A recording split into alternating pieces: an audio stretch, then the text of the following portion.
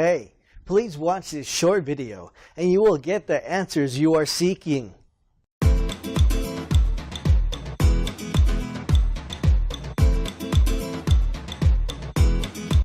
Try this before writing your executive resume. Just because you've been working as an executive for many years doesn't necessarily make you any more skilled at writing resumes than anyone else. In fact, you may be less skilled if you've been at your job for several years and haven't needed to apply for a new job for some time. The good news about being in your position, however, is that you already understand the idea of marketing yourself.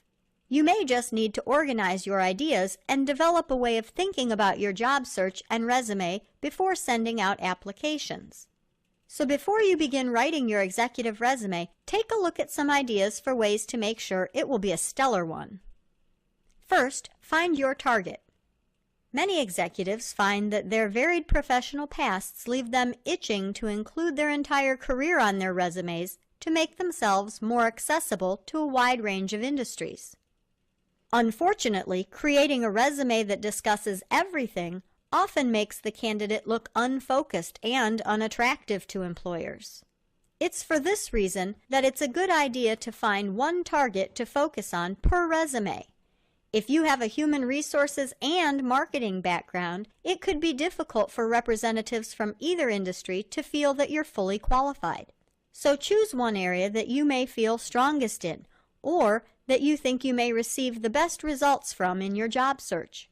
You could always create another resume that focuses on your other talent if necessary.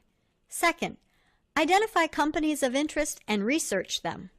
Another tip to consider before writing your executive resume is pinpointing companies that you'd be interested in working with. While it's not a terrible idea to write a blanket resume that could help you gain the interest of a variety of companies, it's good to write one with a certain company in mind. For instance, you could look at roughly 20 companies that you'd be interested in working with, then research their dynamics, organizational behavior, and needs to see what you could offer them.